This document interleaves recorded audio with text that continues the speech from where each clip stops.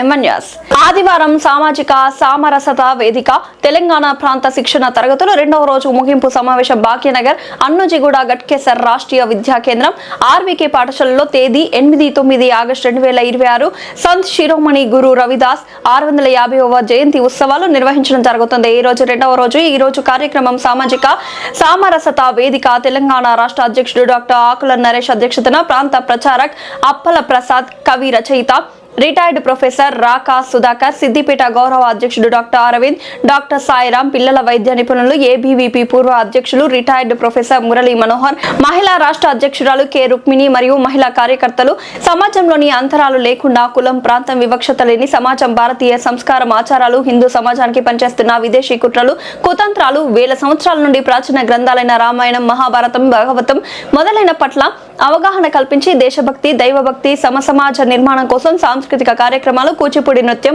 బుర్రకథ భజనలు భక్తి గీతాలు మొదలైన కార్యక్రమాలు నిర్వహించడం జరిగింది.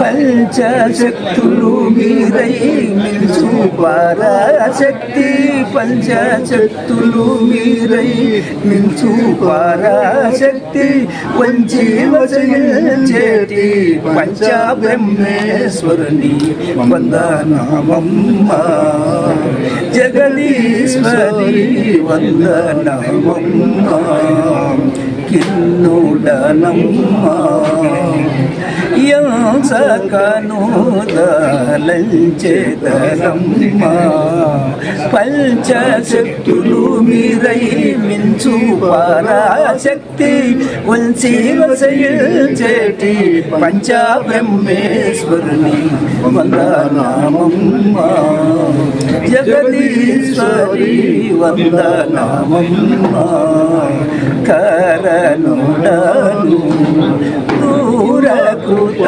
శరీరాను ఏరు చేయక మీరు ధీరత్వమునరిల్చి ఏరు చేయక మీరు ధీరత్వమునరిల్చి దారి తెలుపుము పోతూ నూరి ఈశ్వరి నాకు వందనామమ్మ జగదీశ్వరి వందనామమ్మ పంకజనేత్రి వీర గురునామక పౌత్రి శంకర లేకుండా శంకరాచార్య కవి శంకర లేకుండా శంకరాచార్య కవి సంకల్పమలలించు సత్యస్వరూపిణి వందనామమ్మ జగదీశ్వరి వందనామమ్మ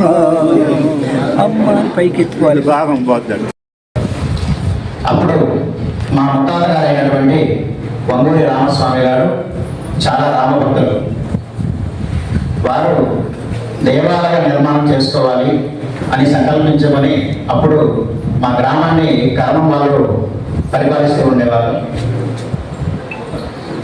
మా ముత్తాత గారు అయినటువంటి వంగూరి రామస్వామి గారు అందరినీ కూడా కలుపుకొని మా గ్రామంలో అప్పటికి రామాలయం లేదు, అందుచేత మన రామాలయం ఎందుకు నిర్మించుకోకూడదు అని అంటరానితనం ఉన్న 4 రోజుల్లోనే రామాలయం నిర్మాణం చేసి కొద్దిగా చేసుకున్నారు. చిన్నపాటి రామాలయం కట్టుకొని ఆ వాళ్ళని చేసుకుంటారు, చిన్నది కట్టుకుంటారు అనుకున్నారు.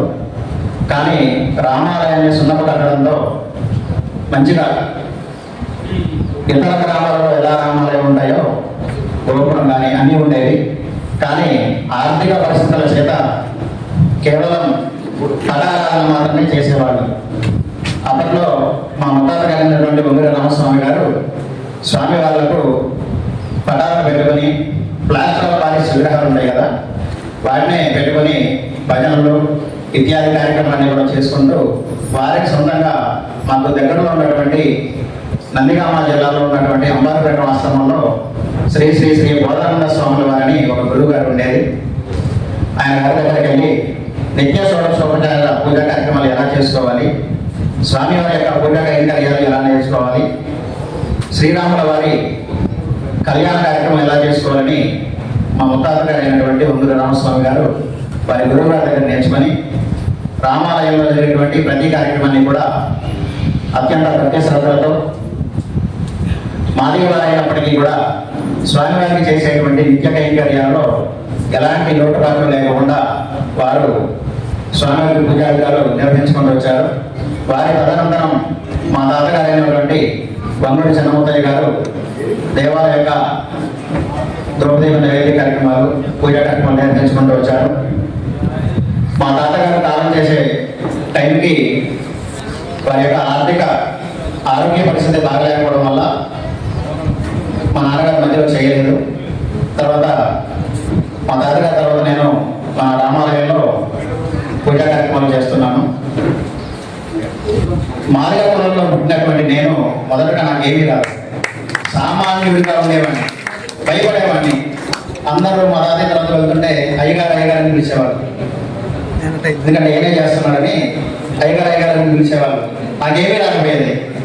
నాకే లోపల గిల్టీగా ఉంటూ అయ్యో అయ్యగారు అంటున్నారు, ఏదైనా అడిగితే నేనేం చెప్పాలి, ఏమీ రాదు. ఎట్లా నేర్చుకోవడానికి పుస్తకాలు ఉండేవి తాతయ్య దగ్గర, అవి తీస్తేనేమో శ్లోక రూపంలో మంత్ర రూపంలో ఉండేవి. నార్మల్గా తెలుగు చదివే వాళ్ళకు శ్లోకాలు కానీ మంత్రాలు కానీ అంత తొందరగా రావు. ఎంత బట్టి పడినా విసుకొచ్చేది తప్ప అది రాకపోయేది. కొంతకాలానికి దేవాలయం దగ్గరికి వెళ్ళడం, దైవారాధన చేయడం, తాతయ్య గారికి చేదుడు వాదుడుగా ఉంటూ పాటలు వేయడం. ఈలోపు మా భజన సంఘం వాళ్ళు ఉన్నారు.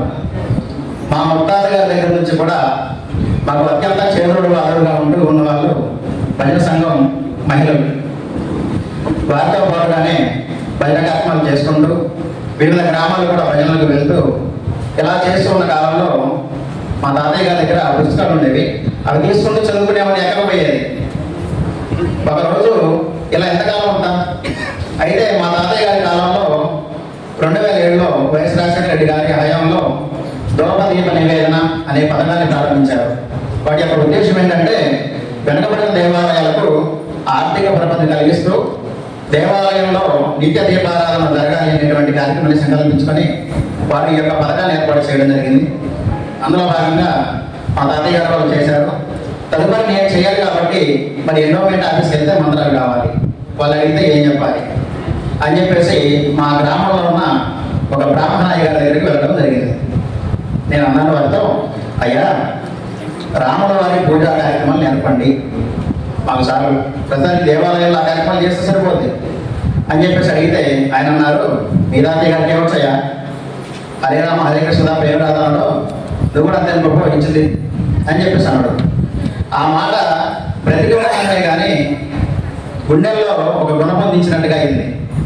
ఎందుకంటే నేర్పకపోతే నేర్పకపోవాలి, లేకపోతే ఇంకేదైనా కారణం చెప్పాలి, నాకు వీలు కావట్లేదని చెప్పాలి, ఇంకేదైనా చెప్పాల్సింది పోయి ఏమి రాదు మీరు తక్కువ కులస్తులు అనేటువంటి కారణం చేత అట్లా 2 మాటలు అనేసరికి నాకే గుణపొందించినట్టుగా అనిపించి అసలు ఎందుకు నేను సొంతంగా నేర్చుకోవద్దు, ప్రయత్నం చేద్దామని చెప్పేసి ఆయన మీద కోపంతోనే పుస్తకాలను ఓపెన్ చేస్తే నాకు స్వామివారి యొక్క పూజా కార్యక్రమం నేర్చుకునేటువంటి నిత్య షోడశోపచార పూజా కార్యక్రమాలు జరుపుకునేటువంటి ఒక పుస్తకం జరిగింది.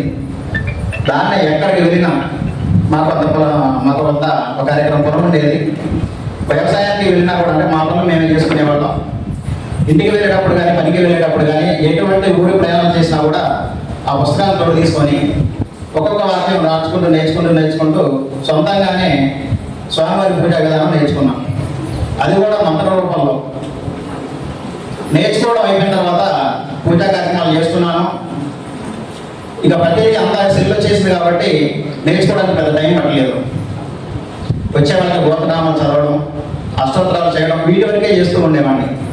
తర్వాత కొంతకాలానికి ఖమ్మంలో ఉన్నటువంటి తిరుమల తిరుపతి దేవస్థానం ఆఫీసు గౌరవనీయులు కర్ణాటి రామకృష్ణారెడ్డి గారిని మాకు భజన కార్యక్రమాలలో చాలా మాకు చేదుడువాదుగా ఉంటూ రామకృష్ణారెడ్డి గారు, అయ్యగారు ఇట్లా తిరుపతి అవకాశం వచ్చింది, మీలాంటి వాళ్ళకు అర్చక శిక్షణ తరగతులు జరుగుతున్నాయి, వెళ్తారా అని అడిగారు. వెళ్తామండి, నాకు ఇదే కదా కావాల్సింది, ఎంతకంటే నేను వదులుకుంటే ఇప్పుడు నేను మూర్ఖుని అవుతానని చెప్పేసి వెళ్ళాను.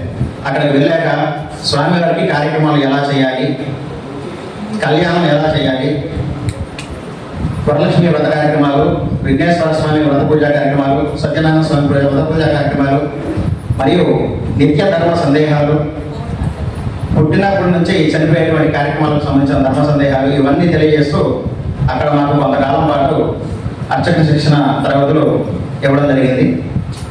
తర్వాత మా గ్రామంలో మరీ ముఖ్యంగా మా రామాలయంలో ప్రతి కార్యక్రమం ఇప్పుడు ఏ పండుగ వచ్చినా సరే అత్యంత వైభవపేతంగా నిర్వహించుకుంటూ ఉండేవాళ్ళం. తర్వాత కొంతకాలానికి మా రామాలయం శిథిలావస్థకు చేరుకుంది. అంటే శిథిలావస్థ కంటే రోడ్డు కంటే కిందకుండి వర్షం వస్తే వర్షం నీళ్లు చేరేవి. దేవతామూర్తులు పడమైనా సరే plaster of Paris విగ్రహాలైనా మునిగిపోయాయి.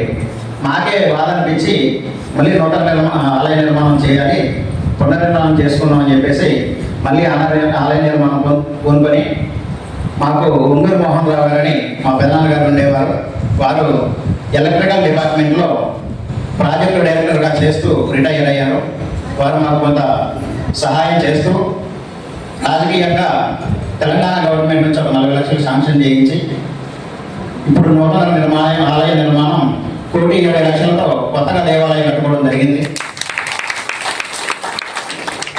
Mahabalipuram, Chennai దగ్గర మహాబలిపురం నుంచి స్వామివారి యొక్క విగ్రహమూర్తులను తెచ్చుకొని ప్రతిష్టా కార్యక్రమాలకు కూడా వైష్ణవ సంప్రదాయానుసారంగా చెన్నయ్య స్వామి వారి యొక్క శిష్య బృందం సౌమిత్రి లక్ష్మణాచార్యులు గారిని ఇక్కడ వరంగల్ దగ్గర ఉంటారు. వారి యొక్క ఆధ్వర్యంలో ప్రాణ ప్రతిష్టాపన కార్యక్రమాలన్నీ కూడా అత్యంత వైభవపేతంగా నిర్వహించుకోవడం జరిగింది. ఇలా చేస్తున్న కార్యక్రమాలు భాగంగా మా దగ్గరికి అప్పాల ప్రసాద్జీ గారు, జయపాల్ రెడ్డి గారు వీరు వచ్చి గ్రామాన్ని సందర్శిస్తూ అయ్యా ఇక్కడ ఒక రామాలయం ఉందంట, మరి దళితుల యొక్క ఐగర్లే ఉంటున్నారు, వారి ముత్తాత వాళ్ళ మనవడు అందరూ ఐగర్లేనట, ఎక్కడనండి మా గ్రామానికి వచ్చి చూశారు. చూసిన తర్వాత ఇలా జరుగుతుందా, అండరాని కాలం చేత ఇలా కూడా జరిగిందా, ఓకే ఇట్లా రామాలయం ఉంది కాబట్టి దీన్ని సంఘటన చేద్దాం, కుల నిర్మూలన చేయలేకపోయినా హిందువులందరినీ కూడా సంఘటితం చేద్దామని చెప్పేసి వారు మా గ్రామంలో అందరిని అన్ని కులాల దగ్గరికి వెళ్ళి మంచి గ్రామ పంచాయతీ దగ్గర ఒక మీటింగ్ పెట్టుకొని గ్రామస్తులందరినీ కూడా సంఘటితం చేసుకొని ఈ యొక్క హిందూ ధార్మిక కార్యక్రమంలో భాగస్వామ్యం చేయడం జరిగింది. మా దేవాలయంలో అప్పట్లో అంటరాంతనం ఉండేది కానీ ఇప్పుడైతే లేదు. దేవాలయం అనుకుంటారు మీరు మాదిగలే కాబట్టి మాదిగలే ఉంటారు అని అనుకుంటారు, కానీ దేవాలయం చుట్టూతో ఉన్నటువంటి వారు పద్మశాలీలు, గౌడ సంఘం, నాయుడులు, రెడ్డి వీళ్ళు మాత్రమే ఉంటారు దేవాలయం చుట్టూ. మిగతా ఖాళీ ఎక్కడో దూరం ఉంటుంది, గుడికి కొంచెం అంటే దేవాలయం కొంచెం దూరం ఉంటుంది, కానీ దేవాలయం మాత్రం నడుగుడిలోనే ఉంటుంది. మీకు ఎవరికైనా అవకాశం ఉంటే తప్పకుండా మా దేవాలయం సందర్శించుందరగా కోరుతూ ఉన్నాం. అలాగే ముఖ్యంగా నాకు చెవతోడు వాదుడుగా ఉంటూ మా రామాలయంలో జరిగేటువంటి తొలి ఏకాదశి పండుగ నుంచి ఏకాదశి పండుగ రోజు హరినామ సంకీర్తన పారాయణ కార్యక్రమం, హరే రామ రామ రామ హరే హరే, హరే కృష్ణ కృష్ణ కృష్ణ హరే హరే అనేటువంటి ఏకానామ సంకీర్తన పారాయణ కార్యక్రమం. గురు పౌర్ణమి రోజు గురు పూజోత్సవం జరుపుకుంటాము. తర్వాత దేవాలయంలో జరిగేటువంటి బతుకమ్మ ఆడపాటల కార్యక్రమం 10 రోజులు కూడా ఆధ్యాత్మిక వైభవపేతంగా జరుపుకుంటాం. ఇక శ్రీరామనవమి కళ్యాణం అయితే మా ఆనందానికి హద్దులు కూడా ఉండవు. ప్రతి ఇంటికి ప్రతి కులం నుండి ఏమి మాకు సౌకర్యాలు వాళ్ళు ఏం చేయాలో అన్నీ చేస్తారు. ఇప్పుడు అంటరానితనం అనేది లేదు, అందరూ కూడా కలిసిమెలిసి మాకు ఎవరిపైనా సరే సహాయం చేస్తారు. ఎవరిపైనా సరే మా దేవాలయం అని ఉంటుంది తప్ప మాది అనేటువంటి అహంకారం మాకు కానీ వాళ్ళది అనేటువంటి ఆలోచన వేరే వాళ్ళకి కానీ లేదు. అలాగే మా దేవాలయంలో నాకు చేయూతనిచ్చి అడుగడుగునా కూడా నాకు అండగా ఉంటున్నటువంటి మహిళామూర్తులు కూడా మాతో పాటు వచ్చారు. వాళ్ళని కూడా మీకు చూపిస్తాను. భూలక్ష్మి గారు, సరస్వతి గారు, ఆరమ్మ గారు, వారు మా దేవాలయంలో జరిగినటువంటి ప్రతి కార్యక్రమాలకు కూడా నా పక్కనే ఉంటూ చెరువు వారుగా ఉంటారు. ఎందుకంటే ఇది మా యొక్క నేపథ్యం.